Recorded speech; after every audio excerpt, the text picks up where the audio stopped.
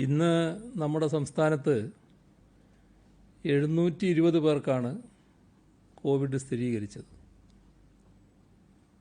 ഇതുവരെ രോഗം സ്ഥിരീകരിച്ചവരുടെ എണ്ണം 13,994 ആണ്.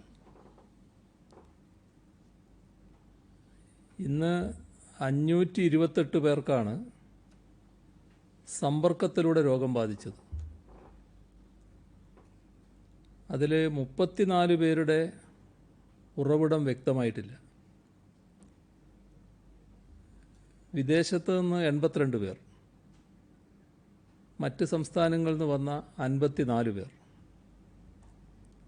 ഹെൽത്ത് വർക്കർമാർ 17, DSC 29, ITBP 4,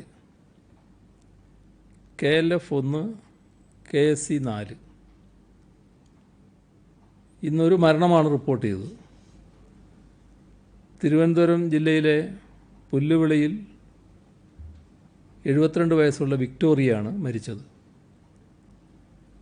വാർദ്ധക്യ സഹജങ്ങളായ അസുഖവും ഉണ്ടായിരുന്നു. അവരുടെ നിര്യാണത്തിൽ അനുശോചനം രേഖപ്പെടുത്തുന്നു. ഇന്ന് രോഗമുക്തി നേടിയത് 274 പേരാണ്. പോസിറ്റീവായവരുടെ ജില്ല തിരിച്ചുള്ള കണക്ക്: തിരുവനന്തപുരം 151,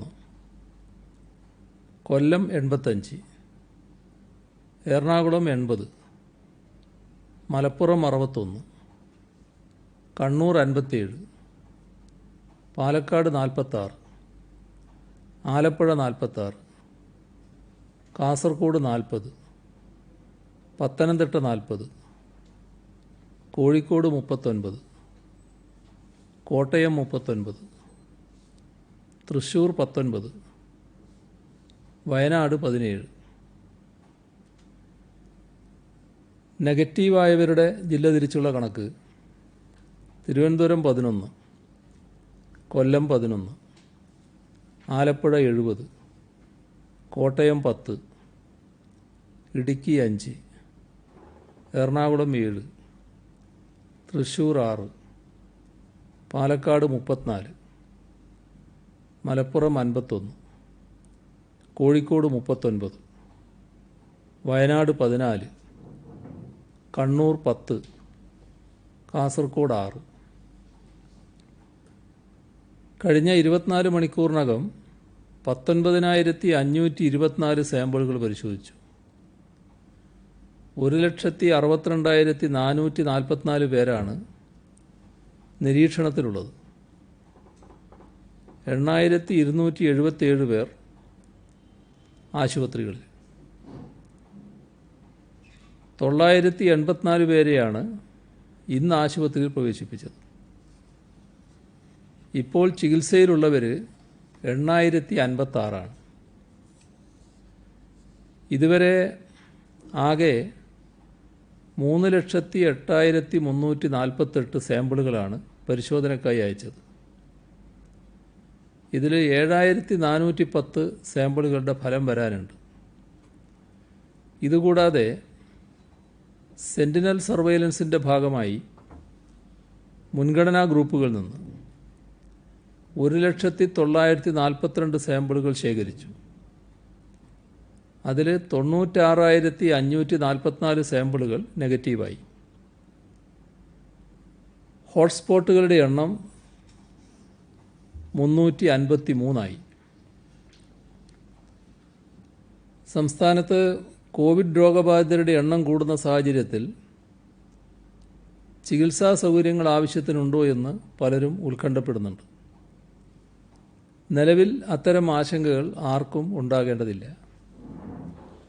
തദ്ദേശഭരണ സ്ഥാപനങ്ങളുടെ കീഴിൽ കോവിഡ് ഫസ്റ്റ് ലൈൻ ട്രീറ്റ്മെൻറ്റ് സെൻ്ററുകളുടെ സജ്ജീകരണം ദ്രുതഗതിയിൽ പുരോഗമിക്കുകയാണ്. കോവിഡ് ടെസ്റ്റ് റിസൾട്ട് പോസിറ്റീവായ കേസുകളിൽ പ്രകടമായി രോഗലക്ഷണമില്ലാത്തവരെയും നേരിയ രോഗലക്ഷണങ്ങൾ ഉള്ളവരെയുമാണ് ഈ CFLTCകളിൽ കിടത്തി ചികിത്സിക്കുന്നത്. ജൂലൈ 19 വരെയുള്ള കണക്കുകൾ പ്രകാരം സംസ്ഥാനത്തൊട്ടാകെ 187 CFLTCകളിലായി 20,404 ബെഡുകൾ തയ്യാറായിട്ടുണ്ട്. 305 ഡോക്ടർമാരെയും 572 നഴ്സുമാരെയും 62 ഫാർമസിസ്റ്റുകളെയും 27 ലാബ് ടെക്നീഷ്യന്മാരെയും ജൂലൈ 19 CFLTCകളുടെ പ്രവർത്തന ചുമതലക്കായി ഏർപ്പെടുത്തിയിട്ടുണ്ട്. 742 CFLTCകളാണ് ജൂലൈ 23 തയ്യാറാകുമെന്ന് പ്രതീക്ഷിക്കുന്നത്. അതോടെ ബെഡുകളുടെ എണ്ണം 69,215 ഉയരും. എല്ലാ CFLTCകളിലും രാവിലെ മുതൽ വൈകുന്നേരം വരെ OP നടത്തുവാനുള്ള സൗകര്യവും ടെലിമെഡിസിൻ ആവശ്യമായ ലാൻഡ് ലൈനും ഇൻ്റർനെറ്റ് സൗകര്യങ്ങളും ഉണ്ടായിരിക്കും. ഓരോ CFLTCക്കും ആംബുലൻസ് സൗകര്യം ഏർപ്പെടുത്തും. ഐസൊലേഷനിലുള്ളവർക്ക് ബാത്റൂമോട് കൂടിയ പ്രത്യേക മുറികൾ ലഭിക്കും. വെള്ളവും വൈദ്യുതിയും മുടങ്ങാതെ ലഭ്യമാകാനും ഭക്ഷണം എത്തിക്കാനും വേണ്ട ക്രമീകരണങ്ങൾ ഉറപ്പുവരുത്തുന്നതായിരിക്കും. ഫ്രണ്ട് ഓഫീസ്, ഡോക്ടർമാരുടെ consulting room, nursing station, pharmacy, store, observation room തുടങ്ങിയ സൗകര്യങ്ങളും എല്ലാ CFLTCകളിലും ഉണ്ടായിരിക്കും. മാലിന്യങ്ങൾ ശാസ്ത്രീയമായി സംസ്കരിക്കാൻ വേണ്ട സംവിധാനങ്ങളും ഏർപ്പാടാക്കും. ഇവിടങ്ങളിൽ സെമി പെർമനൻ്റ് ടോയ്ലറ്റുകൾ ഏർപ്പെടുത്തും. ആൻറ്റിജൻ ടെസ്റ്റ് പോസിറ്റീവായവരിൽ രോഗലക്ഷണങ്ങളില്ലാത്തവരെയും നിലവിലെ സാഹചര്യത്തിൽ കോവിഡ് ഫസ്റ്റ് ലൈൻ ട്രീറ്റ്മെൻറ്റ് സെൻ്ററുകളിലേക്ക് കൊണ്ടുപോകേണ്ടി വരും. രോഗലക്ഷണങ്ങളില്ലാത്തവരിൽ നിന്നും രോഗം പകരാനുള്ള സാധ്യതയുണ്ട്. ഇതുവഴി സമൂഹവ്യാപനത്തിന് സാധ്യതയുണ്ട്.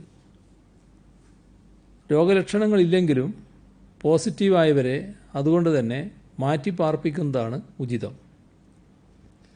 അവർ ആരോഗ്യ പ്രവർത്തകരുടെ നിർദ്ദേശങ്ങൾ പാലിച്ച് ഫസ്റ്റ് ലൈൻ ട്രീറ്റ്മെൻറ്റ് സെൻ്ററുകളിലേക്ക് പോകേണ്ടതാണ്. ടെസ്റ്റ് റിസൾട്ട് നെഗറ്റീവാകുന്ന മുറക്ക് സർക്കാർ മാനദണ്ഡപ്രകാരം തിരികെ വീട്ടിലെത്തിക്കും. ടെസ്റ്റിങ്ങിൻ്റെ നില പരിശോധിച്ചാൽ നമ്മൾ തുടങ്ങിയത് ഒറ്റ ടെസ്റ്റിംഗ് സെൻ്ററിലാണ്. ഇപ്പോൾ സർക്കാർ മേഖലയിൽ 59, സ്വകാര്യ മേഖലയിൽ 51, ഇത്രയും ടെസ്റ്റിംഗ് കേന്ദ്രങ്ങൾ നമുക്കുണ്ട്. ആദ്യം PCR ടെസ്റ്റ് മാത്രമാണ് ഉണ്ടായിരുന്നത്. ഇപ്പോൾ antibody, antigen, Truenat, gene expert, immuno assay, ഇത്രയും ടെസ്റ്റുകളുണ്ട്. ടെസ്റ്റുകളുടെ എണ്ണവും കേന്ദ്രങ്ങളും ഇനിയും വർദ്ധിപ്പിക്കും. സ്വകാര്യ ആശുപത്രി പ്രതിനിധികളുമായി 2 ചർച്ച നടത്തി. കോവിഡ് ചികിത്സാ ഫീസും മറ്റും നിശ്ചയിച്ചിട്ടുണ്ട്. നിരവധി സ്വകാര്യ ആശുപത്രികൾ കോവിഡ് ചികിത്സാ കേന്ദ്രങ്ങൾ ആരംഭിച്ചിട്ടുണ്ട്. 2 സ്വാശ്രയ മെഡിക്കൽ കോളേജുകൾ കണ്ണൂരും വയനാട്ടിലും കോവിഡ് ചികിത്സക്ക് മാത്രമായി വിട്ടു നൽകിയിട്ടുമുണ്ട്. കേരളത്തിൻ്റെ കോവിഡ് പ്രതിരോധത്തിലുണ്ടായ പാളിച്ചകളാണ് നിലവിൽ കേസുകളുടെ എണ്ണം കൂടാൻ കാരണമായത് എന്ന തരത്തിലുള്ള പ്രചരണം ചിലർ നടത്തുന്നുണ്ട്. എണ്ണം മനഃപൂർവ്വം കുറച്ച് കാണിക്കുന്നു എന്നതായിരുന്നു ആദ്യത്തെ പരാതി. ഇപ്പോൾ എണ്ണം കൂടുന്നു എന്നായി. ഇങ്ങനെ പരാതി പറഞ്ഞ് നടക്കുന്നവർ യാഥാർത്ഥ്യം എന്താണെന്ന് മനസ്സിലാക്കാൻ തയ്യാറാകുന്നുമില്ല. എത്ര തവണ ആവർത്തിച്ചാലും കേൾക്കാത്ത മട്ടിൽ വീണ്ടും പറഞ്ഞത് തന്നെ പറഞ്ഞുകൊണ്ടേയിരിക്കും. ഉറക്കം നടിക്കുന്നവരെ ഉണർത്താനാവില്ലല്ലോ. നിരവധി പ്രത്യേകതകൾ കാരണം കോവിഡ്-19 മഹാമാരി ഏറ്റവുമധികം പടർന്നു പിടിക്കാൻ സാധ്യതയുള്ള ഒരു പ്രദേശമാണ് കേരളം. ദേശീയ ശരാശരിയുടെ ഇരട്ടിയിലധികമാണ് നമ്മുടെ ജനസാന്ദ്രത. ജനസംഖ്യാനുപാതികമായി നോക്കിയാൽ ഇന്ത്യയിൽ ഏറ്റവുമധികം വയോജനങ്ങളുടെ പ്രദേശമാണ് ഇത്. അത്തരത്തിൽ കോവിഡ് മഹാമാരിക്ക് വലിയ നാശം വിതക്കാൻ കഴിയുന്ന നിരവധി അനുകൂല ഘടകങ്ങളാണ് സംസ്ഥാനത്തുള്ളത്. എന്നാൽ ലോകത്ത് തന്നെ കേസ് ഫെറ്റാലിറ്റി റേറ്റ് ഏറ്റവും കുറഞ്ഞ പ്രദേശങ്ങളിലൊന്നാണ് ഇന്ന് കേരളം. കേരളത്തിലെ കേസ് ഫെറ്റാലിറ്റി റേറ്റ് 0.33%. അതായത് 100 പേരിൽ 0.33 പേരാണ് കോവിഡ് ബാധിച്ച് മരിച്ചത്. അതേസമയം ഡൽഹിയിലെ കേസ് ഫെറ്റാലിറ്റി റേറ്റ് 3%, തമിഴ്നാട്ടിൽ 1.5%, മഹാരാഷ്ട്രയിൽ 3.8%, ഗുജറാത്തിൽ 4.4%, കർണാടകയിൽ 2.1%. ഇന്നലെ മാത്രം ഇന്ത്യയിൽ റിപ്പോർട്ട് ചെയ്യപ്പെട്ടത് 36,806 കേസുകളും 596 മരണങ്ങളുമാണ്. നമ്മുടെ അയൽ സംസ്ഥാനങ്ങളുടെ കാര്യമെടുത്താൽ ഇന്നലെ തമിഴ്നാട്ടിൽ 4,985 കേസുകൾ, 70 മരണങ്ങൾ റിപ്പോർട്ട് ചെയ്യപ്പെട്ടു. കർണാടകയിൽ ഇന്നലെ 3,648 കേസുകൾ, 72 മരണങ്ങൾ റിപ്പോർട്ട് ചെയ്യപ്പെട്ടു. ഈ സമയത്തും ജനസാന്ദ്രതയും വയോജന സാന്ദ്രതയും ഹൃദ്രോഗം പോലുള്ള രോഗങ്ങളുടെ എണ്ണവുമൊക്കെ വളരെ കൂടുതലുള്ള ഒരു പ്രദേശമായ നമ്മുടെ സംസ്ഥാനത്ത് ഇത്ര കുറഞ്ഞ മരണങ്ങൾ മാത്രമുണ്ടാകുന്നത് സൂചിപ്പിക്കുന്നത് കേരളം ഉയർത്തിയ പ്രതിരോധത്തിൻ്റെ മികവ് തന്നെയാണ്. ടെസ്റ്റുകൾ ചെയ്യുന്നത് നോക്കിയാലും കേരളം ബഹുദൂരം മുന്നിലാണ്. ഒരു പോസിറ്റീവ് കേസിന് 44 ടെസ്റ്റുകളാണ് നാം നടത്തുന്നത്. മഹാരാഷ്ട്രയിൽ അത് 5, ഡൽഹിയിൽ 7, തമിഴ്നാട്ടിൽ 11, കർണാടകയിൽ 17, ഗുജറാത്തിൽ 11.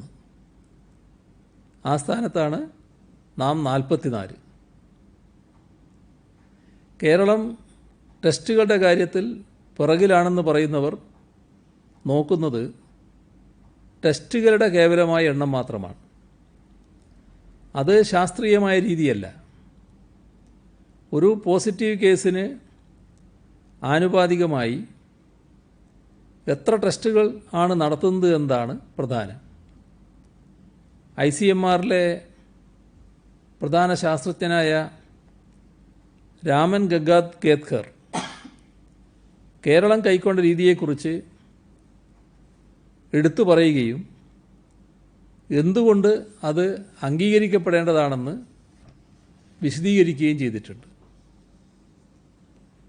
കോവിഡ് മഹാമാരിയെ പ്രതിരോധിക്കാൻ നമ്മൾ കാണിച്ച കരുതലിൻ്റെയും ജാഗ്രതയുടെയും ഗുണഫലമാണ് രാജ്യമൊന്നടങ്കം രോഗം നാശം വിതക്കുന്ന സന്ദർഭത്തിലും കേരളത്തിലെ മെച്ചപ്പെട്ട സ്ഥിതിവിശേഷം.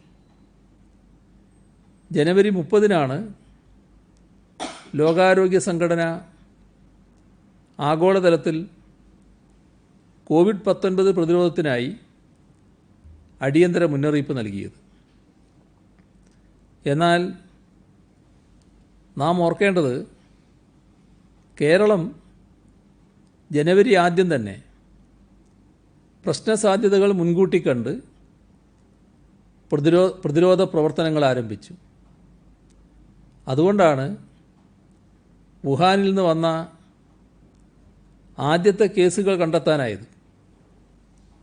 അതിനെ തുടർന്ന് കോൺടാക്റ്റുകൾ ടെസ്റ്റ് ചെയ്യാനും ക്വാറന്റൈൻ ചെയ്യാനും മെച്ചപ്പെട്ട രീതിയിൽ തടയിടാനും കേരളത്തിന് സാധിച്ചു.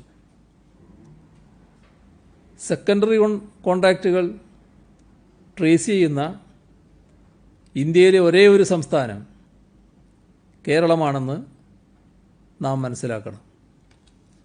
അത്രമാത്രം ശ്രദ്ധയും അധ്വാനവും രോഗപ്രതിരോധത്തിനായി നാം അർപ്പിച്ചിട്ടുണ്ട്. നമ്മൾ കാണിച്ച തരത്തിലുള്ള ജാഗ്രതയും തയ്യാറെടുപ്പുകളും ലോകത്ത് തന്നെ വളരെ ചുരുക്കം പ്രദേശങ്ങളെ കാണിച്ചിട്ടുള്ളൂ. അതുകൊണ്ടാണ് പലയിടത്തും രോഗം പടർന്നു പിടിച്ചതെന്ന് വിദഗ്ധർ അഭിപ്രായപ്പെടുന്നു. സംസ്ഥാനത്തിൻ്റെ പൊതുചിത്രമെടുത്താൽ 101 ആക്റ്റീവ് ക്ലസ്റ്ററുകളാണുള്ളത്. അതിൽ 18 ലാർജ് കമ്മ്യൂണിറ്റി ക്ലസ്റ്ററുകളാണ്. തിരുവനന്തപുരത്ത് ഇന്ന് സ്ഥിരീകരിച്ച 151-ൽ 137 സമ്പർക്കത്തിലൂടെയാണ്. ഉറവിടമറിയാത്ത 7 പേരുമുണ്ട്. 3 തീരദേശ മേഖലകളിലും ഇൻസിഡൻറ്റ് കമാൻഡർമാരുടെ നേതൃത്വത്തിൽ പ്രതിരോധ പ്രവർത്തനങ്ങൾക്ക് കോവിഡുമായി ആവശ്യമായ പ്രതിരോധ പ്രവർത്തനങ്ങൾ നടക്കുകയാണ്.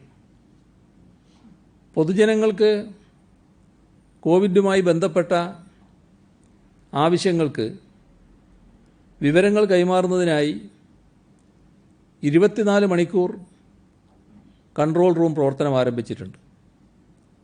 കോവിഡിന് പുറമേയുള്ള രോഗങ്ങളുടെ ചികിത്സ പരമാവധി വീടുകളിൽ ലഭ്യമാക്കാൻ ടെലിമെഡിസിൻ സൗകര്യവും ഏർപ്പെടുത്തിയിട്ടുണ്ട്.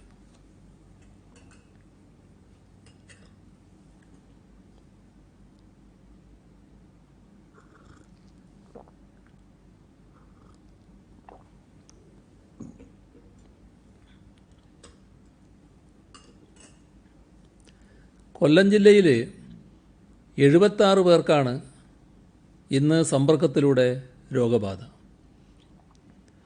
3 കേന്ദ്രങ്ങളിൽ പ്രാഥമിക ചികിത്സാ കേന്ദ്രങ്ങൾ തുറന്നു. പത്തനംതിട്ട 40-ൽ 20 പേർക്ക് സമ്പർക്കത്തിലൂടെ രോഗബാധ. ജില്ലയിൽ ഇതുവരെ 1010 റാപ്പിഡ് ആൻറ്റിജൻ ടെസ്റ്റ് നടത്തിയതിൽ 76 പേർക്കാണ് രോഗം സ്ഥിരീകരിച്ചത്. നിലവിൽ ജില്ലയിലെ വലിയ ക്ലസ്റ്റർ പത്തനംതിട്ട നഗരസഭയാണ്. ഒപ്പം അടൂർ, തുകലശ്ശേരി എന്നിവിടങ്ങളിൽ ഇൻസ്റ്റിറ്റ്യൂഷണൽ ക്ലസ്റ്ററുമുണ്ട്.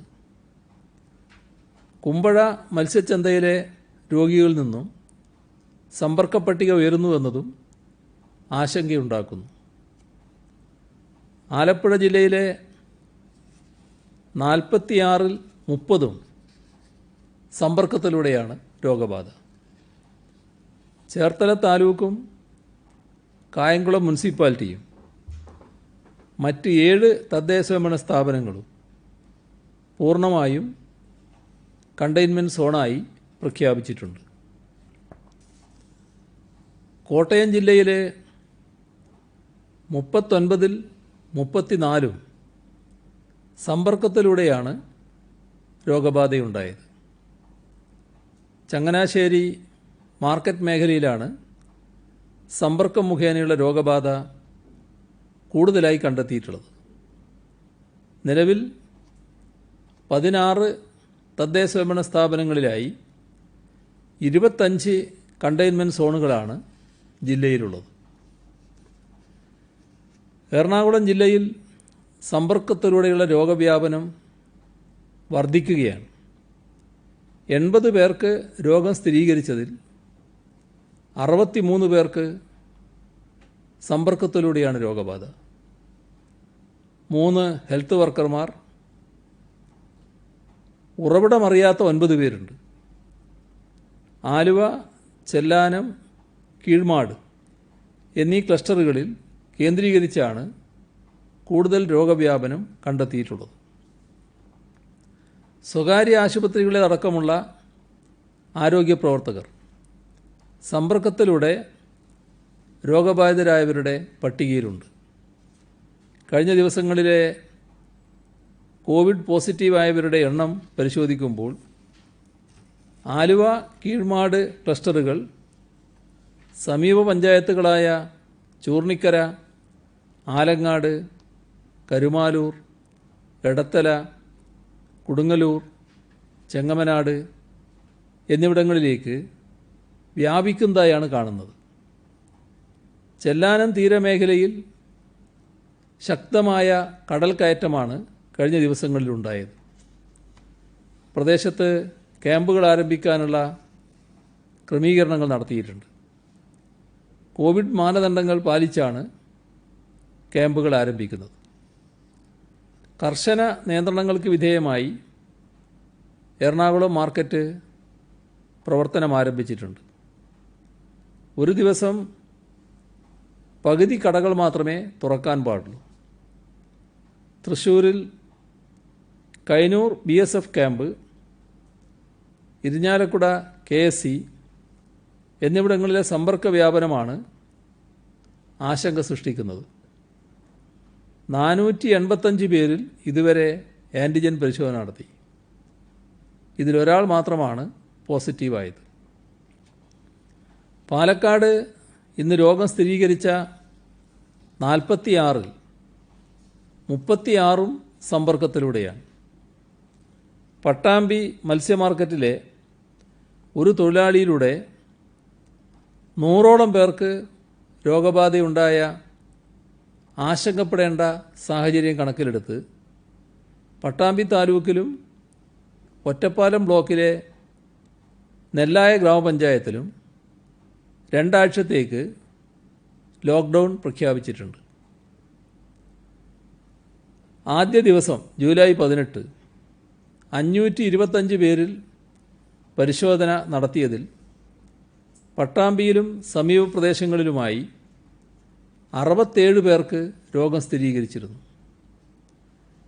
രണ്ടാം ദിനം ജൂലൈ 19 328 പേരിൽ പരിശോധന നടത്തി.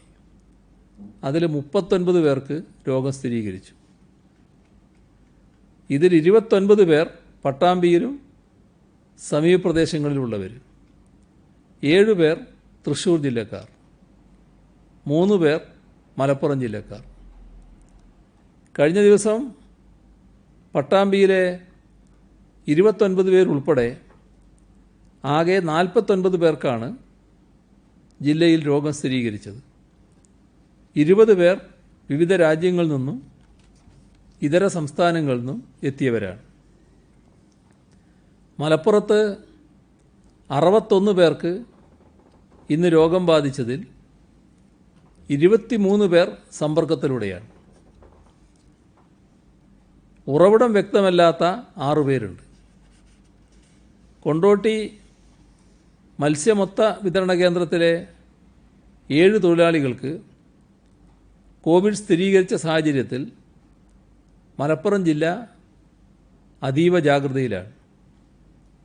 കോവിഡ് നിയന്ത്രണങ്ങളുടെ ഭാഗമായി മലപ്പുറത്ത് നിന്ന് പാലക്കാട് ജില്ലയിലെ പട്ടാമ്പിയിലേക്കുള്ള എല്ലാ അതിർത്തികളും അടക്കാൻ തീരുമാനിച്ചിട്ടുണ്ട്. വയനാട് ജില്ലയിൽ സമ്പർക്കത്തിലൂടെ രോഗം പകർന്ന് ചികിത്സയിലുള്ള 19 പേരും തൊണ്ടർനാട് പ്രദേശക്കാരാണ്. കർണാടകയിൽ നിന്നെത്തിയവരിൽ നിന്നാണ് ഇത്രയും പേർക്ക് രോഗം പകർന്നത്. തൊണ്ടർനാട് പ്രദേശം ഒരു ലിമിറ്റഡ് കമ്മ്യൂണിറ്റി ക്ലസ്റ്ററായിട്ടുണ്ട്. സമ്പർക്കത്തിലൂടെ രോഗം സ്ഥിരീകരിച്ച എല്ലാവരും ബന്ധുക്കളോ വളരെ അടുപ്പക്കാരോ ആണ് എന്നതിനാൽ ഒരു പൂർണ്ണ ക്ലസ്റ്റർ എന്ന് പറയാറായിട്ടില്ല. സമ്പർക്കത്തിലുള്ള എല്ലാവരെയും കണ്ടെത്തി നിരീക്ഷണത്തിലാക്കിയിട്ടുണ്ട്. രോഗമുക്തരുടെ പ്ലാസ്മ ശേഖരിച്ച് കോവിഡ് രോഗികൾക്ക് നൽകുന്നതിന് പ്ലാസ്മ ബാങ്ക് മാനന്തവാടി ജില്ലാ ആശുപത്രിയിൽ കഴിഞ്ഞ ദിവസം തുടങ്ങി. ജില്ലയിൽ ആദ്യമായി കോവിഡ് രോഗമുക്തനായ വ്യക്തിയടക്കം 7 പേർ ആദ്യ ദിവസം തന്നെ പ്ലാസ്മ നൽകുന്നതിനായി എത്തി. കോഴിക്കോട് ഇന്ന് രോഗം സ്ഥിരീകരിച്ച 39-ൽ 29 പേര് സമ്പർക്കത്തിലൂടെയാണ്. ഉറവിടം വ്യക്തമല്ലാത്തത് 4 പേര്. ജില്ലയിൽ എല്ലാ ഹോട്ടലുകളിലും റെസ്റ്റോറൻറ്റുകളിലും ഇരുന്ന് ഭക്ഷണം കഴിക്കുന്നത് നിരോധിച്ചു. പാർസലുകൾ മാത്രമേ അനുവദിക്കുകയുള്ളൂ. കണ്ണൂർ DSC ക്ലസ്റ്ററിൽ 29 പേർക്കാണ് രോഗബാധയുണ്ടായത്.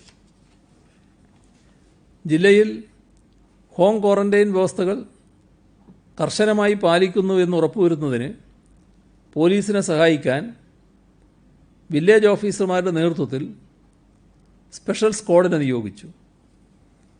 തദ്ദേശ സ്ഥാപനങ്ങൾ നിശ്ചയിക്കുന്ന 2 സർക്കാർ അധ്യാപകർ, ബന്ധപ്പെട്ട ഹെൽത്ത് ഇൻസ്പെക്ടർ എന്നിവരാണ് ഈ സ്ക്വാഡിൽ ഉണ്ടാവുക. ഹോം ക്വാറന്റൈനിൽ കഴിയുന്നവരെ സന്ദർശിച്ച് ക്വാറന്റൈൻ വ്യവസ്ഥകൾ ലംഘിക്കുന്നില്ലെന്ന് ഉറപ്പാക്കുകയും പ്രദേശത്ത് വിവാഹം, മരണാനന്തര ചടങ്ങുകൾ ഇവയെല്ലാം കോവിഡ് പ്രോട്ടോക്കോൾ പാലിച്ചുകൊണ്ടാണ് എന്ന് ഉറപ്പുവരുത്തുകയുമാണ് ഈ സ്പെഷ്യൽ സ്ക്വാഡിൻ്റെ ചുമതല. ഇതിനായി കടകൾ, ഷോപ്പിംഗ് മാളുകൾ, ആരാധനാലയങ്ങൾ ഇവയെല്ലാം സ്പെഷ്യൽ സ്ക്വാഡ് സന്ദർശിച്ച് പരിശോധന നടത്തും. കാസർഗോഡ് ജില്ലയിൽ ഇന്ന് രോഗം സ്ഥിരീകരിച്ച 40 പേരിൽ 35 പേർക്ക് സമ്പർക്കം മൂലമാണ്. കർണാടകയുമായി അതിർത്തി പങ്കിടുന്ന പഞ്ചായത്തുകളിലും രോഗവ്യാപനം രൂക്ഷമാകുന്നത് കാസർഗോഡ് ജില്ലയിൽ വെല്ലുവിളി ഉയർത്തുന്നു.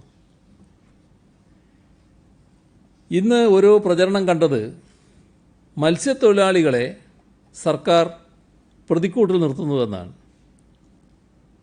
ഇതിനു മുൻപ് പ്രവാസികളോടും അതാണ് ചെയ്തത് എന്ന് പറയാൻ പോലും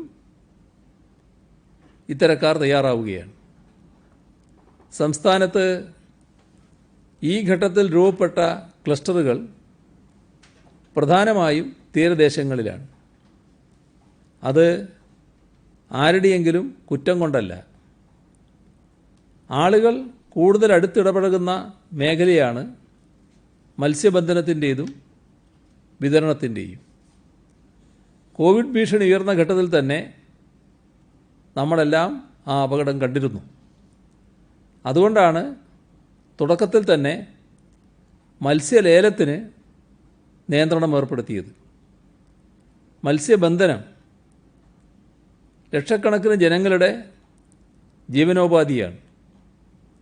കടലിനോട് മല്ലടിച്ച് അന്നന്നത്തെ അന്നം കണ്ടെത്തുന്നവരാണ് മത്സ്യത്തൊഴിലാളികൾ.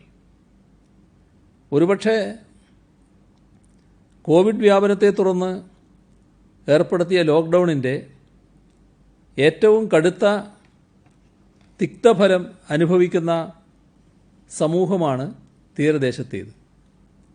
അവിടെ രോഗവ്യാപനമുണ്ടാകുമ്പോൾ സാധ്യമായ എല്ലാ ഇടപെടലുകളും നടത്തേണ്ടത് സർക്കാരിൻ്റെ അനിവാര്യമായ ചുമതലയാണ്. അത് നിർവഹിക്കുന്നതിൻ്റെ ഭാഗമായാണ് തീരദേശങ്ങളിൽ രൂപപ്പെട്ട ക്ലസ്റ്ററുകളിൽ നിയന്ത്രണങ്ങൾ കടുപ്പിച്ചതും മത്സ്യത്തൊഴിലാളി കുടുംബങ്ങൾക്ക് അടിയന്തര സഹായം ലഭ്യമാക്കിയതും. തിരുവനന്തപുരത്ത് പൂന്തുറ, മാണിക്യവിളാകം, പുത്തമ്പള്ളി മേഖലകളിൽ വർദ്ധിച്ച തോതിൽ കോവിഡ് ബാധയുണ്ടായപ്പോൾ സർക്കാർ വലിയ തോതിൽ ഇടപെട്ടു. അന്ന് പൂന്തുറ എന്ന സ്ഥലപ്പേര് പറഞ്ഞതിനെക്കുറിച്ചായിരുന്നു ആക്ഷേപം. അത് ഒരു പ്രദേശത്തെ അവമാനിക്കലാണ് എന്നുവരെ ചിലർ പ്രചരിപ്പിച്ചു. പക്ഷേ ആ മേഖലയിലെ ജനങ്ങളെ അതൊന്നും ബാധിച്ചില്ല. അതുകൊണ്ടാണ് കുപ്രചാരണങ്ങളെ തള്ളി ആരോഗ്യ പ്രവർത്തകരെ അവർ പുഷ്പവൃഷ്ടി നടത്തി സ്വീകരിച്ചത്. പ്രവാസികളുടെ കാര്യത്തിലും ഇതേ സമീപനമായിരുന്നു. കോവിഡ് ബാധ രൂക്ഷമായ സ്ഥലങ്ങളിൽ നിന്ന് വരുന്നവർ സുരക്ഷാ ക്രമീകരണങ്ങൾ പാലിക്കണമെന്ന നിർബന്ധം സർക്കാർ കാണിച്ചു. പരിശോധനയടക്കമുള്ള മാനദണ്ഡങ്ങളും നിഷ്കർഷിച്ചു. അന്ന് അതിനെ തകർക്കാൻ ശ്രമിച്ചത് സർക്കാർ പ്രവാസികളെ ദ്രോഹിക്കുന്നു എന്ന കുപ്രചരണം നടത്തിക്കൊണ്ടായിരുന്നു. ഇങ്ങോട്ട് വരുന്ന പ്രവാസി സഹോദരങ്ങളെ ഇവിടെ വിലക്കിയിട്ടില്ല. ഒരാൾ പോലും സർക്കാർ അനുമതിയില്ലാത്തതുകൊണ്ട് വരാതിരുന്നിട്ടുമില്ല. വിമാനങ്ങൾക്ക് അനുമതി നിഷേധിച്ചിട്ടുമില്ല. എന്നിട്ടും സർക്കാർ പ്രവാസികൾക്കെതിരാണ് എന്ന പ്രചണ്ഡമായ പ്രചാരണം അഴിച്ചുവിട്ടു. ഇപ്പോൾ ആരെങ്കിലും അത് പറയുന്നുണ്ടോ? വിമാനത്തിൽ വരുന്നവർക്ക് പരിശോധനയോ അതല്ലെങ്കിൽ PPE കിറ്റ് ഉൾപ്പെടെയുള്ള സുരക്ഷാ സംവിധാനങ്ങളോ വേണ്ട എന്നീക്കൂട്ടർ പറയുമോ? സംസ്ഥാനത്ത് ലോക്ക്ഡൗൺ ഇളവുകൾ വരുത്തിയ ശേഷം പുറത്തുനിന്ന് ഇതുവരെ 6,20,462 ആളുകൾ എത്തിയിട്ടുണ്ട്. വിദേശത്തു നിന്നും വന്നത് 2,35,231 പേരാണ്. വന്നവരിൽ രോഗലക്ഷണം പ്രകടിപ്പിച്ചവരെയും രോഗസാധ്യതയുള്ളവരെയും നാം കൃത്യമായി ചികിത്സിച്ചിട്ടുണ്ട്. പുറത്തുനിന്ന് വന്ന 3,225 പേരാണ് കോവിഡ് പരിശോധനയിൽ പോസിറ്റീവായത്. അതിൽ 1,939 പേർ വിദേശത്തു നിന്ന് വന്നവരാണ്. 56 രാജ്യങ്ങളിൽ നിന്നായി 1,351 വിമാനങ്ങളാണ് വന്നത്. സൗദി അറേബ്യയിൽ നിന്ന് വിമാനങ്ങൾ കുറവാണ് എന്ന പരാതി വന്നിരുന്നു. അവിടെ നിന്ന് 34,626 പേരാണ് ഇതുവരെ വന്നത്. രജിസ്റ്റർ ചെയ്ത ആളുകൾ ഇനിയും വരാനുണ്ട്. എന്നാൽ ഇപ്പോൾ വരുന്ന വിമാനങ്ങളിൽ സീറ്റ് മിക്കതും ഒഴിവാണ്. കൂടുതൽ ആളുകൾ വരാൻ താൽപ്പര്യപ്പെടുന്നില്ല. ഇതാണ് റിയാദിലെ എംബസി അധികൃതർ അറിയിച്ചത്. ചാർട്ടേഡ് ഫ്ലൈറ്റുകൾക്ക് വേണ്ടിയുള്ള അപേക്ഷകളും കുറഞ്ഞിട്ടുണ്ട്. നിലവിൽ 46 വിമാനങ്ങൾ സൗദിയിൽ നിന്ന് ചാർട്ടർ ചെയ്തിട്ടുണ്ട്. നമ്മുടെ നാട്ടിൽ ഈ രോഗബാധ പിടിച്ചു നിർത്തണം എന്നതാണ് അന്നും ഇന്നും സർക്കാരിൻ്റെ നിർബന്ധം. അതിനനുഗുണമായ നടപടികൾ മാത്രമേ സ്വീകരിച്ചിട്ടുള്ളൂ. പുറത്തുനിന്ന് വരുന്നവർ നമ്മുടെ ആരോഗ്യ സംവിധാനങ്ങളുടെ പരിധിയിൽ വരണം. അതുകൊണ്ടാണ് പാസ് നിർബന്ധമാക്കിയത്. പാസ്സില്ലാതെ ആളുകൾ വന്നാൽ അവരെവിടെ എത്തിയെന്നോ എവിടെ നിന്നും വന്നുവെന്നോ ഉള്ള ധാരണയില്ലാതെ പോകും. അതിൻ്റെ ഫലം രോഗവ്യാപനം പിടിച്ചു നിർത്താനാവില്ല എന്നത് തന്നെയാണ്. അത് തകർക്കാൻ സംസ്ഥാന അതിർത്തിയിൽ പോയി സമരം നടത്തിയത് ഓർമ്മയില്ലേ? അന്നവർ ചോദിച്ചത് കേരളത്തിലേക്ക് വരാൻ എന്തിനാണ് പാസ് എന്നാണ്. എന്തായിരുന്നു അതിൻ്റെ അർത്ഥം? ഇവിടെ ഒരു നിയന്ത്രണവുമില്ലാതെ രോഗം വ്യാപിച്ചോട്ടെ എന്നല്ലേ? അത്തരക്കാർ തന്നെയാണ് ഇപ്പോൾ മത്സ്യത്തൊഴിലാളികൾക്കെതിരാണ് സർക്കാർ എന്ന ഹീനമായ പ്രചാരണം ഏറ്റെടുത്തിരിക്കുന്നത്.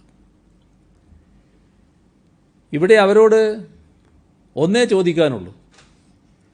ഈ കോവിഡ് കാലത്ത് നിങ്ങളുടെ ഭാഗത്തു നിന്ന് ക്രിയാത്മകമായ എന്തെങ്കിലും ഒരു നിലപാടുണ്ടായോ? രോഗവ്യാപനം തടഞ്ഞു നിർത്താൻ എന്തെങ്കിലും ഒരു സംഭാവന നിങ്ങൾ നൽകിയോ? മറിച്ച് രോഗം പടർത്താൻ ബോധപൂർവം നിങ്ങൾ നടത്തിയ അനേകം ശ്രമങ്ങൾ ചൂണ്ടിക്കാണിക്കാൻ കഴിയില്ലേ? കോവിഡ് പ്രോട്ടോക്കോൾ ലംഘിച്ചും സമരം നടത്തും എന്ന് പ്രഖ്യാപിച്ചവർ ഇവിടെ തന്നെ ഇല്ലേ? ആരോടായിരുന്നു വെല്ലുവിളി? ബഹുമാനപ്പെട്ട ഹൈക്കോടതിയോടോ? അതോ ഈ നാട്ടിലെ സാധാരണ ജനങ്ങളോടോ? നിങ്ങൾ കോവിഡ് പ്രോട്ടോക്കോൾ ലംഘിച്ചാൽ ആ അപകടം നിങ്ങൾക്ക് മാത്രമല്ലല്ലോ, നാട്ടിനാകെ വരുമല്ലോ. നിങ്ങൾ നൽകുന്ന സന്ദേശം അതല്ലേ? അത് മനസ്സിലാവാത്തതുകൊണ്ടാണ് ഇത്തരമൊരു നീചമായ രാഷ്ട്രീയ കളിക്ക് തയ്യാറാകുന്നത്. കേരളത്തിൽ ഏറ്റവും മികച്ച നിലയിലാണ് കോവിഡ് പ്രതിരോധ പ്രവർത്തനങ്ങൾ നടക്കുന്നത്. ഈ രോഗബാധ അപകടമാണ് എന്ന് തിരിച്ചറിഞ്ഞ നിമിഷം മുതൽ പ്രതിരോധിക്കാനുള്ള ശ്രമം നാം ആരംഭിച്ചിട്ടുണ്ട്. അതിൻ്റെ ഫലമായിട്ട് തന്നെയാണ് ആദ്യഘട്ടങ്ങളിൽ ഇവിടെ വന്ന ആളുകളിൽ നിന്ന് മറ്റുള്ളവരിലേക്ക് പകരാതെ നോക്കാൻ നമുക്ക് കഴിഞ്ഞത്. അതാണ് ഇനിയും തുടരേണ്ടത്. അതിനിടങ്കോലിടാൻ ശ്രമിക്കരുത്. ഇക്കാര്യത്തിൽ അത്തരക്കാർക്ക് ഒരു പുനർചിന്തനം ഉണ്ടാകുന്നത് നല്ലതാണ്. എല്ലാറ്റിനും നെഗറ്റീവായ സമീപനമെടുക്കുക മാത്രമല്ല, സർക്കാരും ആരോഗ്യ പ്രവർത്തകരും പറയുന്നത് പ്രാധാന്യത്തിലെടുക്കേണ്ടതില്ല എന്ന ബോധം കൂടിയാണ് ഇത്തരക്കാർ പ്രചരിപ്പിച്ചത്. അതിനുത്തരവാദപ്പെട്ട ചിലർ തന്നെ നേതൃത്വം നൽകുന്ന നിർഭാഗ്യകരമായ കാഴ്ചയും നമ്മുടെ നാടിന് കാണേണ്ടി വന്നു. അങ്ങനെ സൃഷ്ടിക്കപ്പെട്ട പൊതുബോധം നമ്മുടെ പ്രതിരോധത്തിന് പ്രതിബന്ധം സൃഷ്ടിച്ചോ എന്നത് അവർ തന്നെ സ്വയം ചിന്തിക്കട്ടെ. സർക്കാരിന് ഇക്കാര്യത്തിൽ ഒറ്റ ലക്ഷ്യമേ ഉള്ളൂ. എല്ലാവരും യോജിച്ച് ഈ മഹാമാരിയെ പ്രതിരോധിക്കുക എന്താണത്. കോവിഡ് ബാധ രൂക്ഷമായ പശ്ചാത്തലത്തിൽ സംസ്ഥാന അതിർത്തികളടച്ച് കർശനമായ നിയന്ത്രണം ഏർപ്പെടുത്തിയിട്ടുണ്ട്. വളരെ ഗുരുതരമായ മെഡിക്കൽ ആവശ്യങ്ങൾ, മരണം എന്നിവയുമായി ബന്ധപ്പെട്ട് മാത്രമേ അതിർത്തി കടന്നുള്ള യാത്രക്ക് അനുമതി നൽകൂ.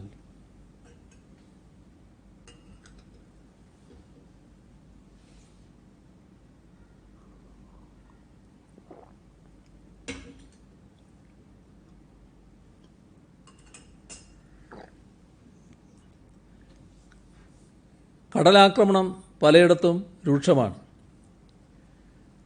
അവിടങ്ങളിൽ ആളുകൾക്ക് പ്രത്യേക പരിഗണനയോടെ സഹായം ലഭ്യമാക്കും. പ്രത്യേകിച്ച് ഹോം ക്വാറന്റൈനിൽ കഴിയുന്നവരുണ്ടെങ്കിൽ സുരക്ഷാ മാനദണ്ഡങ്ങൾ പാലിച്ച് അവരെ സൗകര്യപ്രദമായി മാറ്റുക തന്നെ ചെയ്യും. അതിനാവശ്യമായ നിർദ്ദേശങ്ങൾ നൽകിയിട്ടുണ്ട്. ഭക്ഷ്യക്കിറ്റുകൾ നൽകി തുടങ്ങിയിട്ടുണ്ട്. അതോടൊപ്പം ഭക്ഷണം പാകം ചെയ്യാനാകാത്തവർക്ക് തദ്ദേശ സ്വയംഭരണ സ്ഥാപനങ്ങൾ മുഖേന ഭക്ഷണം എത്തിച്ചു നൽകാനും നിർദ്ദേശം നൽകിയിട്ടുണ്ട്. സംസ്ഥാനത്ത് നടക്കുന്ന തൊഴിലഭിമുഖങ്ങളും മറ്റും സാമൂഹ്യ അകലം പാലിച്ചു വേണം എന്ന് ചില അനുഭവങ്ങളുടെ അടിസ്ഥാനത്തിൽ നിർദ്ദേശം നൽകിയിട്ടുണ്ട്. മാർക്കറ്റുകൾ പ്രത്യേകം നിരീക്ഷിക്കാൻ നിർദ്ദേശം നൽകിയിട്ടുണ്ട്. ഹോൾസെയിൽ, റീറ്റെയിൽ മാർക്കറ്റുകളിൽ ആവശ്യമായ ക്രമീകരണങ്ങളും നിയന്ത്രണങ്ങളും ഏർപ്പെടുത്തും. സംസ്ഥാനത്തെ വിവിധ മാർക്കറ്റുകളിൽ കട ഉടമകൾ സർക്കാരിൻ്റെയും പോലീസിൻ്റെയും നിർദ്ദേശങ്ങൾ അനുസരിക്കാത്തത് ശ്രദ്ധയിൽപ്പെട്ടിട്ടുണ്ട്.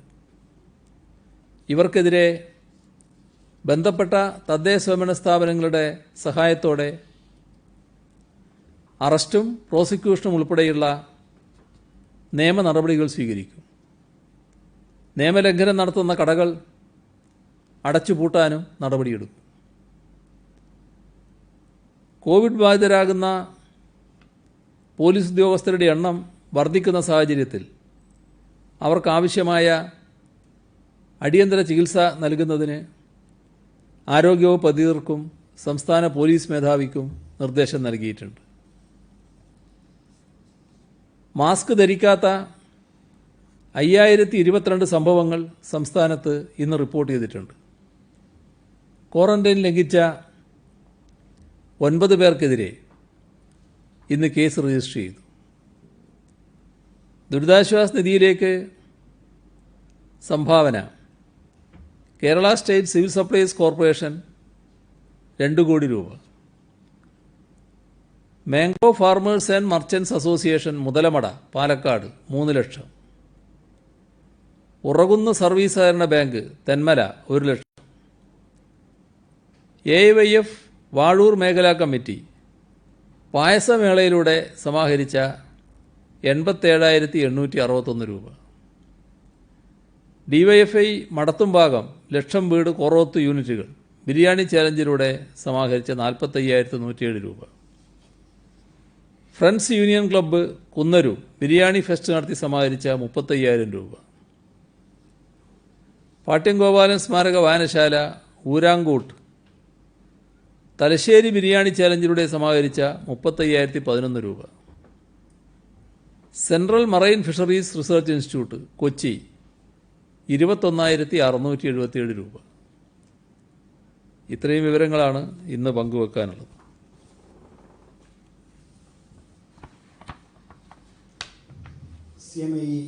നമ്മുടെ തൃശ്ശൂർ മെഡിക്കൽ കോളേജിൽ കോവിഡിൻ്റെ ഫസ്റ്റ് ലൈൻ ട്രീറ്റ്മെൻറ്റ് സെൻ്ററുകളിൽ കോവിഡ് പോസിറ്റീവായ ഡോക്ടർമാരെ ഡ്യൂട്ടിക്ക് നിയോഗിക്കുമെന്ന് പറഞ്ഞിട്ടുള്ള ഒരു തീരുമാനം വന്നിട്ടുണ്ട് എന്ന് ചില ഈ വാർത്തകളുണ്ട്. അത് ശരിയാണോ? അതായത് ഈ ആരോഗ്യ പ്രവർത്തകർക്ക് അത്തരത്തിലൊരു ട്രീറ്റ്മെൻറ്റിന് അവരെ അവിടെ നിയോഗിച്ചു എന്ന് പറഞ്ഞാൽ IMAയും അതുപോലെ തന്നെ KGMCT ഒക്കെ പ്രസ്താവന ഇറക്കിയിട്ടുണ്ട് അതിനെതിരെ. അത് ശരിയല്ല. കോവിഡ് രോഗബാധയുണ്ടായാൽ അതിന് ചികിത്സിക്കാനുള്ള നടപടികളാണല്ലോ എടുക്കുക. അവരെ ഉടനെ മറ്റു രോഗികളെ ചികിത്സിക്കാനുള്ള സംവിധാനം ഒരുക്കുകയില്ല. അത് എന്തോ തെറ്റിദ്ധാരണയുടെ ഭാഗമായിരിക്കും ആ പ്രസ്താവന. ഒരു കാര്യം കൂടി, ഈ തിരുവനന്തപുരത്ത് രോഗികളുടെ എണ്ണം കൂടുന്നുണ്ട്, അത് പ്രായോഗിക വൈഷമ്യങ്ങൾ നമ്മുടെ സംവിധാനത്തിൽ ഉണ്ടാക്കുന്നുണ്ട് എന്ന് ശരിയാവും. പക്ഷേ കോവിഡ് പോസിറ്റീവായ രോഗിയെ വീട്ടിൽ നിന്ന് മാറ്റാൻ 24 മണിക്കൂറിലേറെ സമയമെടുക്കുന്ന ഒരു അനുഭവം നമുക്ക് ഈ 2 ദിവസങ്ങളായി പലയിടത്തുനിന്നും ഉണ്ടായിട്ടുണ്ട്. അതെന്തുകൊണ്ടാണ് അങ്ങനെ സംഭവിക്കുന്നത്? പല സ്ഥലത്തും അതുണ്ടാകാൻ സാധ്യതയില്ല. അത് ഉടനെ തന്നെ മാറ്റുന്നതിനുള്ള നടപടികളാണ് സ്വീകരിച്ചു വരുന്നത്. ഏതെങ്കിലും ഒറ്റപ്പെട്ട സംഭവങ്ങൾ ഉണ്ടാകുന്നുവെങ്കിൽ അത് ശ്രദ്ധയിൽപ്പെടുത്തിയാൽ അത് തിരുത്തുന്നതിനാവശ്യമായ നടപടി എടുക്കാം. പെട്ടെന്ന് തന്നെ ആളുകളെ മാറ്റുന്നതിനുള്ള നടപടികൾ ഇപ്പോൾ സ്വീകരിച്ചു വരികയാണ്. ഇപ്പോൾ നമ്മളെ കൈപ്പിടിയിൽ ഒതുങ്ങുന്ന രീതിയിലുള്ള രോഗികളെ ആയിട്ടുള്ളൂ. നമ്മൾ ഏർപ്പെടുത്തിയ സൗകര്യങ്ങൾക്കപ്പുറമുള്ള രോഗികളായിട്ടില്ല. അതുകൊണ്ട് തന്നെ ഏതെങ്കിലും തരത്തിലുള്ള പ്രത്യേക പരിഭ്രാന്തി നമുക്കുണ്ടാകേണ്ട ആവശ്യമില്ല. ആരോഗ്യ വകുപ്പും ബന്ധപ്പെട്ടവരുമെല്ലാം നല്ല രീതിയിൽ തന്നെ ആ കാര്യങ്ങൾ കൈകാര്യം ചെയ്യുകയാണ്. തിരുവനന്തപുരത്ത് കോവിഡ് പടർന്നു പിടിക്കുന്നത് തടയാനാവാത്തത് ആരുടെ വീഴ്ചയാണ്? അത് ജില്ലാ ഭരണകൂടത്തിന്റെയും പോലീസിന്റെയും വീഴ്ചയാണോ? അതെങ്ങനെയാണ് അങ്ങനെ കാണാൻ കഴിയുക? തിരുവനന്തപുരത്ത് ഇത് ബാധിച്ച ഒരു നില നോക്കിയാൽ നമുക്ക് കാണാൻ കഴിയുന്നത് എന്താ? നമ്മൾ പറഞ്ഞത് നല്ല രീതിയിലുള്ള ഹോം ക്വാറന്റൈൻ സമ്പ്രദായം നിലനിർത്തുക എന്നുള്ളതാണ്. ആ ഹോം ക്വാറന്റൈൻ സമ്പ്രദായം ഇപ്പോഴും നല്ല രീതിയിൽ തന്നെ നിലനിൽക്കുന്നുണ്ട്. ഹോം ക്വാറന്റൈനിൽ കഴിയുന്നവരിൽ നിന്ന് വലിയ തോതിൽ രോഗവ്യാപനം ഉണ്ടായി എന്നൊരു റിപ്പോർട്ട് ഇപ്പോൾ വന്നിട്ടില്ല. ഇത് വല്ലാത്ത കൂട്ടം കൂടുന്നതിൻ്റെയും കൂടിച്ചേരുകളുടെയും ഭാഗമായുള്ളൊരു പ്രത്യേകത വന്നിട്ടുണ്ട്. നമുക്കത് മനസ്സിലാക്കാൻ കഴിയണ്ടേ എന്താണെന്ന്? അവിടെയാണ് ഞാൻ നേരത്തെ പറഞ്ഞത്, നമ്മൾ സമയാകുന്നതോടൊരു ധൃതിയുണ്ടല്ലേ, അതുകൊണ്ടാണ് ഞാൻ നേരത്തെ പറഞ്ഞത് ഈ നൽകുന്ന സന്ദേശം ഈ ഒരു ആപൽ ഘട്ടത്തിൽ എല്ലാവരും ജാഗ്രത പാലിക്കാൻ ഉതകുന്നതാണ്. കൂട്ടം കൂടുന്നതിലൊന്നുമില്ല, കൂടിച്ചേരുന്നതിലൊന്നുമില്ല എന്ന് തിക്കിത്തിരക്കി നിന്നുകൊണ്ട് സന്ദേശം നൽകാൻ ഉത്തരവാദപ്പെട്ടവർ തന്നെ തയ്യാറാകുമ്പോൾ അതിൻ്റെ ഭാഗമായുള്ള പ്രശ്നങ്ങൾ സൃഷ്ടിക്കപ്പെടും. നിങ്ങൾ കുറച്ച് ദിവസം പുറകിലോട്ട് ആലോചിച്ച് നോക്കൂ. തിരുവനന്തപുരത്തിൻ്റെ അതിർത്തി തമിഴ്നാടുമായി ബന്ധപ്പെട്ട് നിൽക്കുന്നതാണ്. മത്സ്യത്തൊഴിലാളികളുടെ പ്രത്യേകതയും അവരുടെ വിഷമതയും എല്ലാവർക്കും അറിയാം. എന്നിട്ടും നമ്മളൊരു നിലപാടെടുത്തു. ഈ ട്രോളിംഗ് നിരോധനം കഴിഞ്ഞ് നിൽക്കുന്ന ഘട്ടത്തിൽ മത്സ്യത്തൊഴിലാളികൾ ഈ കന്യാകുമാരി മുതൽ ഇങ്ങോട്ട് കുറേ ഭാഗം ഒരേ വിഭാഗം തൊഴിലാളികൾ എന്ന രീതിയിൽ പ്രവർത്തിക്കുന്നവർ, ഇടകലർന്ന് പ്രവർത്തിക്കുന്നവരാണ്. അവരിങ്ങോട്ട് ഇപ്പോൾ വരാനിടയായാൽ വ്യാപനം നടക്കാൻ സാധ്യതയുണ്ട് എന്ന നിലപാട് തന്നെ എടുത്തു. എന്നിട്ട് അതിൻ്റെ ഭാഗമായി അങ്ങനെ വരാൻ പാടില്ല എന്ന നിലപാടെടുത്തു. പക്ഷേ പല വഴിക്കായി പലരും ഇവിടെ എത്തിപ്പെട്ടു എന്നത് ഒരു ഭാഗമാണ്. അത് കടൽ വഴി വന്നവരുണ്ടാകാം, പിന്നെയാണ് കടലും കൂടി തടയുന്ന നിലയിലേക്ക് എത്തിയത്. അപ്പോഴേക്കൊരു വല്ലാത്ത കൂടിച്ചേരലുകളും മറ്റും ഉണ്ടായപ്പോൾ സ്വാഭാവികമായും രോഗം വ്യാപിക്കുന്ന നില വന്നു. അതാ നമ്മുടെ കൺമുന്നിൽ കണ്ട വസ്തുതകളല്ലേ ഇതൊക്കെ. അപ്പോൾ അതാണ് നാം ആ ജാഗ്രത നിലനിർത്തുക, ഈ കൂടിച്ചേരലും കൂട്ടം കൂടലും ഒഴിവാക്കുക, സാമൂഹ്യ അകലം പാലിക്കുക എന്ന് പറഞ്ഞുകൊണ്ടേയിരുന്നത്. എത്ര വട്ടമാണ് നമ്മൾ തമ്മിൽ തന്നെ പറഞ്ഞത്? നിങ്ങൾക്ക് തന്നെ ഒരു മടുപ്പ് തോന്നിയിട്ടുണ്ടാവില്ലേ? ഞാനിങ്ങനെ പറഞ്ഞുകൊണ്ടേയിരിക്കുമ്പോൾ എന്താണ് ഇയാൾ ഇങ്ങനെ തന്നെ പറഞ്ഞുകൊണ്ടിരിക്കുന്നത്? പക്ഷേ എത്ര ആവർത്തിച്ച് പറഞ്ഞാലും അത് മതിയാവില്ലല്ലോ. അത്ര കണ്ട് ഗൗരവമുള്ളൊരു കേസല്ലേ ഇത്. അതാണല്ലോ നാം കാണേണ്ടത്.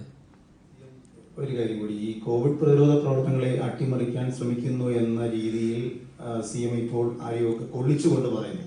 അവർ പക്ഷേ പ്രതിപക്ഷത്തിനെയൊക്കെ ആകാം.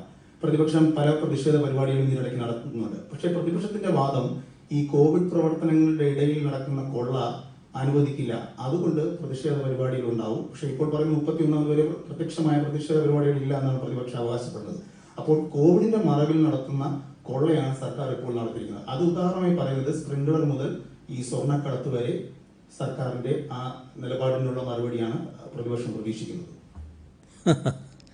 അതാണ് ഞാൻ പറഞ്ഞത്. അത്തരം ആളുകൾക്ക് വേണ്ടത് സർക്കാരിനെ എങ്ങനെയെങ്കിലും ഇടിച്ചു താഴ്ത്തണം, അതിനെന്തും വിളിച്ചു പറയണം. അതിൻ്റെ ഭാഗമായി എന്തും പറയാൻ തയ്യാറുണ്ട്. അത് ഏറ്റെടുക്കാൻ അപൂർവം നിങ്ങളെപ്പോലെ ചിലരും തയ്യാറുണ്ട്. അതൊരു മടിയും കൂടാതെ വന്ന് പറയാൻ. അതാണല്ലോ നടക്കുന്നത്. അതിൻ്റെ പൊള്ളത്തരം അറിയാത്ത ഒരാളായിരിക്കില്ലല്ലോ നിങ്ങൾ. എന്തുകൊണ്ടാണ് അങ്ങനെ പറയുന്നത് മനസ്സിലാക്കാൻ കഴിയാത്ത ആളല്ലല്ലോ നിങ്ങൾ. നിങ്ങൾ അവസാനം പറഞ്ഞ കാര്യത്തിൽ സർക്കാരിന് എന്താ പങ്ക്? സർക്കാരിന് എന്താണ് ചെയ്യാൻ കഴിയുക? സർക്കാർ ഈ ഘട്ടത്തിൽ പൂർണ്ണമായി ശ്രദ്ധിക്കുന്നത് ഈ കോവിഡ് പ്രതിരോധ കാര്യങ്ങളിൽ തന്നെയാണ്. അതിൽ തന്നെയാണ് ഊന്നി നിൽക്കുന്നത്. നിങ്ങളിപ്പോഴും ആ വഴിക്കേക്ക് പോകാനാണ് നോക്കുന്നത്. അത്തരമൊരു ദുഷ്ടലാക്ക് നമുക്ക് നല്ലതല്ല ഇന്നത്തെ ഒരു സാഹചര്യത്തിൽ. അതാണ് നാം മനസ്സിലാക്കേണ്ടത്. സർക്കാരിനെ വിമർശിക്കാം, അതെപ്പോഴും പ്രതിപക്ഷത്തിന് അവകാശമുള്ളതാണ്. പക്ഷേ ഇത്തരമൊരു കാര്യത്തെ ദുർബലപ്പെടുത്തിക്കൊണ്ടാകരുത്. ഇത് നമ്മുടെ നാടിൻ്റെ പൊതുവായ പ്രശ്നമാണ്, എല്ലാവരെയും ബാധിക്കുന്ന ഒന്നാണ്. കോവിഡിന് ഭരണപക്ഷമെന്നോ പ്രതിപക്ഷമെന്നോ കണക്കില്ലാലോ, എല്ലാവരെയും ബാധിക്കുമല്ലോ. അപ്പം അതാണ് നാം കണക്കാക്കേണ്ടത്. സി എം ഇന്ന് പറഞ്ഞു 69,215 കിടക്കകൾ ഈ ഫസ്റ്റ് ലൈൻ ട്രീറ്റ്മെന്റ് സെന്ററുകളെല്ലാം എല്ലാ തദ്ദേശ ഭരണ സ്ഥാപനങ്ങളിലും നിലവിൽ വരുന്നതോടുകൂടി തയ്യാറാകുമെന്ന്. സി എം ഏപ്രിൽ പറഞ്ഞിരുന്ന പ്രവാസികൾ വരുന്നതുമായി ബന്ധപ്പെട്ട് പറഞ്ഞിരുന്നത് സംസ്ഥാനത്ത് 1.25 ലക്ഷം കിടക്കകൾ തയ്യാറായിട്ടുണ്ടെന്നാണ്. അപ്പൊ അത് അന്ന് ഇത് പെരുപ്പിച്ച് കാട്ടിയ ഒരു കണക്കായിരുന്നു അത് രോഗചികിത്സക്കുള്ളതല്ല, അവർക്ക് താമസിക്കുക മാത്രമേ വേണ്ടൂ, രോഗചികിത്സയല്ല. ഇത് ഫസ്റ്റ് ലൈൻ ട്രീറ്റ്മെൻറ്റ് സെൻ്ററാണ്. അവിടെ ആവശ്യമായ ഡോക്ടർ ഉണ്ടാകും, ചികിത്സാ സംവിധാനങ്ങളുണ്ടാകും, മറ്റു കാര്യങ്ങളുണ്ടാകും, എല്ലാ കാര്യങ്ങളും ഒരുക്കുകയാണ്. അതെല്ലാം കൂടിയുള്ളതാണത്. മറ്റത് നമ്മുടെ നാട്ടിലുള്ള മറ്റ് സൗകര്യങ്ങൾ, ലോഡ്ജിങ് സൗകര്യങ്ങളടക്കം ഉപയോഗിച്ചുകൊണ്ടുള്ള സൗകര്യങ്ങളാണ്. പിന്നെ സ്കൂളുകൾ മറ്റ് കാര്യങ്ങളൊക്കെ എടുത്തുകൊണ്ടുള്ളതാണ്. അതിൽ നിന്ന് വ്യത്യസ്തമാണിത്. നേരത്തെ സാർവദേശീയ മാധ്യമങ്ങളൊക്കെ കേരളത്തിന്റെ ഈ പ്രതിരോധ പ്രവർത്തനങ്ങളെ പുകഴ്ത്തിയിരുന്നു. പക്ഷേ ഇന്ന് ഇപ്പോൾ BBC പറയുന്നത് സെലിബ്രേഷൻസ് വെയർ ക്ലിയർലി ഇമ്മച്ചർ എന്നാണ്. അപക്വമായിരുന്ന ഒരു ആഘോഷമായിരുന്നു നേരത്തെ കേരളം നടത്തിയിരുന്നത് എന്നാണ്. അപ്പോൾ ഈ നേരത്തെ പുകഴ്ത്തിയ മാധ്യമങ്ങൾ അത് സർവ്വദേശീയ മാധ്യമങ്ങളൊക്കെ തിരിഞ്ഞ് ഇപ്പോൾ കേരളത്തിന്റെ നേരത്തെയുള്ള പ്രകടനമായിരുന്നില്ല. ഇപ്പോഴത്തെ സ്ഥിതി അത്തരമൊരു പ്രതിരോധ പ്രവർത്തനങ്ങളെ ആശ്രയിച്ചല്ല ആകേണ്ടിയിരുന്നത് എന്ന് പറയുമ്പോൾ സി എമ്മിന് എന്ത് തോന്നുന്നു? നേരത്തെ പറഞ്ഞത് എന്തായിരുന്നു? അതും നമ്മൾ ആലോചിക്കണ്ടേ. ഇപ്പോൾ ഈ PR വർക്ക് കൊണ്ടാണ് BBC ആദ്യം എഴുതിയത് എന്ന് പറഞ്ഞവരുണ്ടായിരുന്നില്ലേ? അത് നമ്മൾ മറന്നു പോകാൻ പാടില്ല. ഇപ്പോൾ കേരളത്തിനെന്തോ വലിയ തിരിച്ചടി നേരിട്ടു എന്ന രീതിയിലാണ് അത്തരം ആൾക്കാർ ഈ വാർത്തയെ സമീപിക്കുന്നത്. ഇതിൽ നാം കാണേണ്ടത് എന്താണ് അതിൽ പറയുന്നത്, അത് നമ്മൾ ആദ്യം ശ്രദ്ധിക്കണമല്ലോ. അതിലെ ഒരു പ്രസക്ത ഭാഗം അത് നമ്മൾ വിട്ടുകളയണ്ട. അവർ തന്നെ പറയുന്നത്, നിങ്ങൾ പറഞ്ഞ കൂട്ടർ തന്നെ പറയുന്നൊരു ഭാഗം, പല വിദഗ്ധരും അഭിപ്രായപ്പെടുന്നത് പൊതുവിൽ കേരളം നന്നായി ഇതിനെ കൈകാര്യം ചെയ്തു എന്നാണ്. ഇന്ത്യയിലെ തന്നെ ഏറ്റവും കുറഞ്ഞ കേസ് ഫെറ്റാലിറ്റി റേറ്റാണ് കേരളത്തിലുള്ളത്. രോഗികളുടെ എണ്ണം കൂടുതൽ കൊണ്ട് ആശുപത്രികൾ വീർപ്പ് മുട്ടിയിട്ടില്ല. ഞാൻ പറയുന്നതല്ല കേട്ടോ, നിങ്ങൾ പറഞ്ഞ മാധ്യമം, നിങ്ങൾ പരാമർശിച്ച ആ റിപ്പോർട്ടിൽ പറയുന്ന കാര്യമാണ് ഞാൻ ഈ ഉദ്ധരിക്കുന്നത്. ഇന്ത്യയിലെ തന്നെ ഏറ്റവും മെച്ചപ്പെട്ട പൊതുജനാരോഗ്യ സംവിധാനമാണ് കേരളത്തിലുള്ളത്. 100 കണക്കിന് ഗ്രാമങ്ങളിലാണ് സർക്കാർ കോവിഡ് ഫസ്റ്റ് ലൈൻ ട്രീറ്റ്മെൻറ്റ് സെൻ്ററുകൾ ഒരുക്കുന്നത്. ഇതേ മാധ്യമം ഇതേ റിപ്പോർട്ടിൽ പ്രസ്താവിച്ച കാര്യമാണിത്. അപ്പോൾ ഇവിടെ നാം മനസ്സിലാക്കേണ്ട ഒരു കാര്യമുണ്ട്. ഒരു 100 മീറ്ററോ 200 മീറ്ററോ ഓടുന്നത് പോലെ ഒറ്റയടി ഓടിത്തീർത്ത് ജയിക്കാൻ പറ്റുന്ന ഒന്നല്ല കോവിഡിനെതിരായ പോരാട്ടം. ഇതൊരു മാരത്തോൺ ഓട്ടം പോലെ ദീർഘമായ ഒരു പരീക്ഷണ ഘട്ടമാണ്. ഇതിൽ പരീക്ഷിക്കപ്പെടുന്നത് നമ്മുടെ എൻഡുറൻസാണ്. ആരോഗ്യ സംവിധാനങ്ങളുടെ മാത്രമല്ല, പൊതുസമൂഹത്തിൻ്റെയും ജനങ്ങളുടെ ആകെയും ക്ഷമയും സഹനശക്തിയും പരീക്ഷിക്കപ്പെടുകയാണ്. ഈ ബോധം നമുക്ക് ഓരോരുത്തർക്കും ആവശ്യമുണ്ട്. എങ്കിൽ മാത്രമേ അവസാനം വരെ വീഴാതെ ഓടിത്തീർക്കാൻ കഴിയുകയുള്ളൂ. ഈ പ്രതിസന്ധിയെ അതിജീവിക്കാനുള്ള ശാരീരിക ക്ഷമത ഉറപ്പുവരുത്തുന്നതോടൊപ്പം അവസാനം വരെ പോരാടാനുള്ള മാനസികമായ കരുത്തുകൂടിയാണ് ഒരു സമൂഹമെന്ന നിലക്ക് നമുക്കിപ്പോൾ ആവശ്യമായിട്ടുള്ളത്.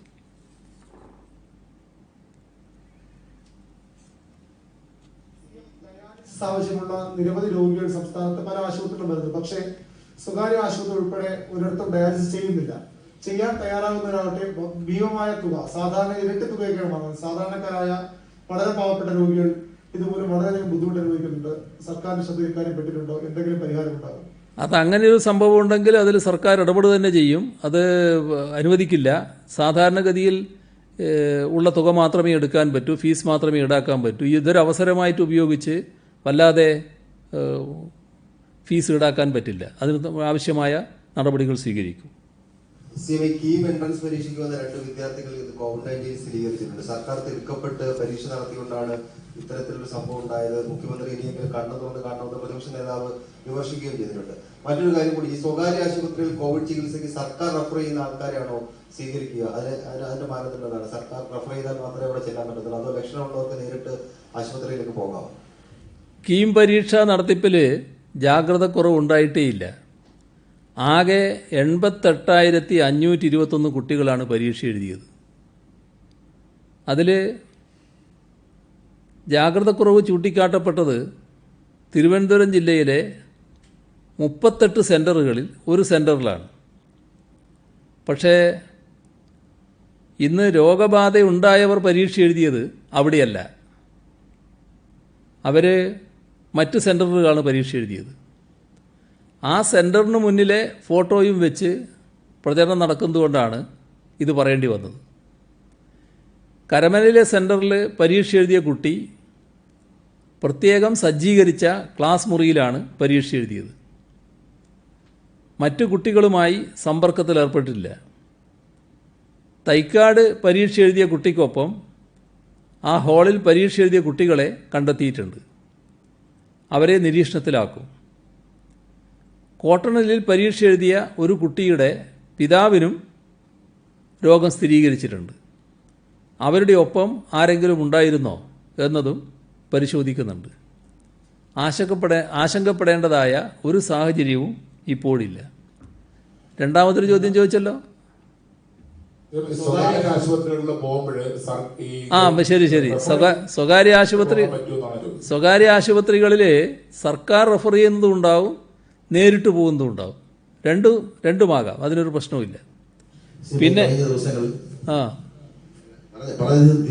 അല്ല ചോദിച്ചോ. ഈ കഴിഞ്ഞ ദിവസങ്ങളിൽ ആരോഗ്യ പ്രവർത്തകർക്ക് കൂടുതലായി രോഗം ബാധിക്കുന്നുണ്ട്. അത് ഈ PPE കിറ്റുകളും N95 മാസ്കുകളും അടക്കമുള്ള സുരക്ഷാ ഉപകരണങ്ങളുടെ കുറവ് കൊണ്ടാണോ, അതോ അവർ ഈ സുരക്ഷാ ഉപകരണങ്ങൾ കൃത്യമായി സുരക്ഷാ മാനദണ്ഡങ്ങൾ പാലിക്കാത്തതുകൊണ്ടാണോ? ആരോഗ്യ പ്രവർത്തകർക്ക് എങ്ങനെ രോഗം ബാധിക്കുന്നു എന്നത് ആ ആരോഗ്യ പ്രവർത്തകർ പ്രവൃത്തിയെടുക്കുന്ന സ്ഥാപനവുമായി ബന്ധപ്പെട്ട് ഗൗരവമായി പരിശോധിക്കണമെന്ന് നേരത്തെ തീരുമാനിച്ചിരുന്നു. അതൊന്നുകൂടി ആവർത്തിച്ചിട്ടുണ്ട്. അതുമായി ബന്ധപ്പെട്ട് ഗൗരവമായി പരിശോധിക്കും. രോഗം പകരുന്നത് തടയാൻ ആവശ്യമായ എല്ലാ നടപടികളും, അത് ആരോഗ്യ പ്രവർത്തകരെ ബാധിക്കാതിരിക്കാൻ ആവശ്യമായ എല്ലാ മുൻകരുതലും സ്വീകരിക്കണമെന്ന് നിർദ്ദേശിച്ചിട്ടുമുണ്ട്. പിന്നെ അവസാനമായി പറയാനുള്ളത്, ഇന്ന് 8 അവയവങ്ങൾ ദാനം ചെയ്ത ഒരു വാർത്തയുണ്ടല്ലോ. ആ കുടുംബത്തോട് നമുക്കെല്ലാവർക്കും നന്ദി രേഖപ്പെടുത്താം. വളരെ മാതൃകാപരമായ ഒരു പ്രവർത്തനമാണ് നടത്തിയത്. നമുക്കിനി ബാക്കി പിന്നെ ആകാം, അതാ നല്ലത്.